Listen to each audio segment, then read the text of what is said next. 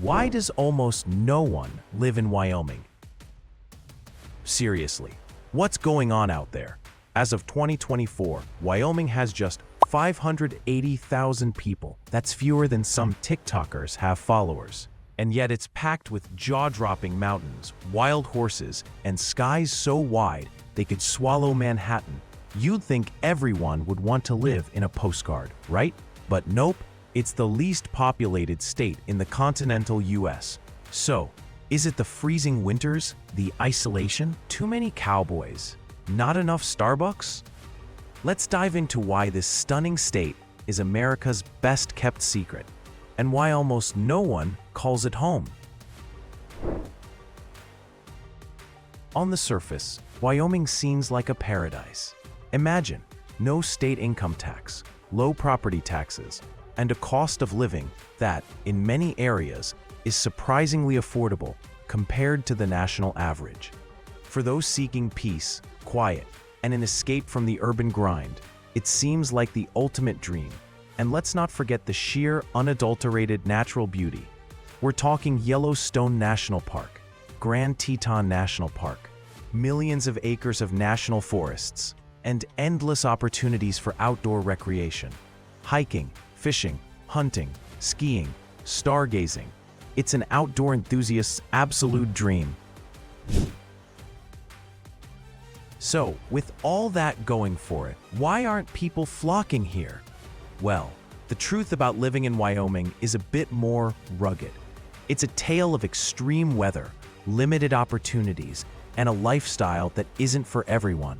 Let's dive into the harsh realities that keep Wyoming so wonderfully, spectacularly empty.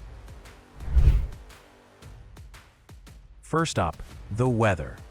Forget mild seasons. Wyoming serves up a brutal winter. We're talking months of freezing temperatures, often from October through April. And it's not just the cold, it's the wind. Wyoming is famously windy, especially across its high plains. This isn't a gentle breeze. These are sustained, soul-chilling gusts that can make a 10-degree day feel like zero, driving snow horizontally and creating whiteout conditions. Winter driving becomes a treacherous ordeal, with icy roads and limited visibility leading to some of the highest winter driving fatality rates in the country.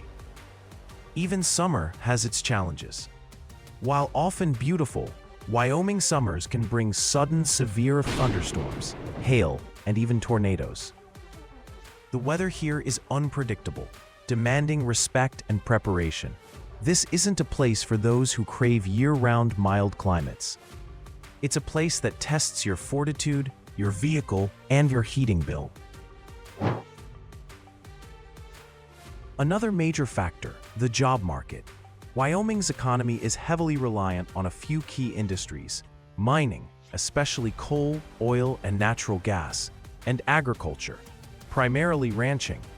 While these sectors provide good jobs for some, they don't offer the diverse range of opportunities found in more populous states. If you're not in energy, agriculture, or the service industry supporting tourism, finding work can be a significant challenge. The boom and bust cycles of the extractive industries also mean economic stability can fluctuate, making long-term planning difficult for many. This lack of diversification means fewer career paths, especially for those in tech, finance, or highly specialized fields, often pushing younger generations to seek opportunities elsewhere. Wyoming is the second least densely populated state in the US, meaning vast distances between towns and cities. This leads to a sense of isolation that many find challenging. Public transportation is extremely limited, especially outside of the few larger cities like Cheyenne and Casper. Owning a reliable vehicle isn't a luxury here. It's an absolute necessity. Emergency services, healthcare, and even basic retail can be hours away for those in rural areas. Cell phone reception can be spotty to non-existent, leaving you truly alone in the vast expanses. This reliance on personal transportation, coupled with the long distances, can be a major hurdle for daily life and social connections. And while infrastructure improvements are ongoing, much of Wyoming's road and water systems still require significant investment. Wyoming also boasts a unique culture, one deeply rooted in the spirit of the Old West. It's a place of independence, self-reliance, and a strong sense of community. The pace of life is slower, and people value privacy and wide-open spaces. However, this small-town, rural lifestyle isn't for everyone.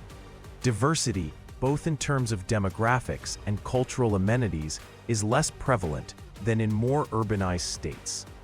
If you thrive on bustling city life, a wide variety of restaurants, theaters, or a vibrant art scene, Wyoming might feel a bit too quiet.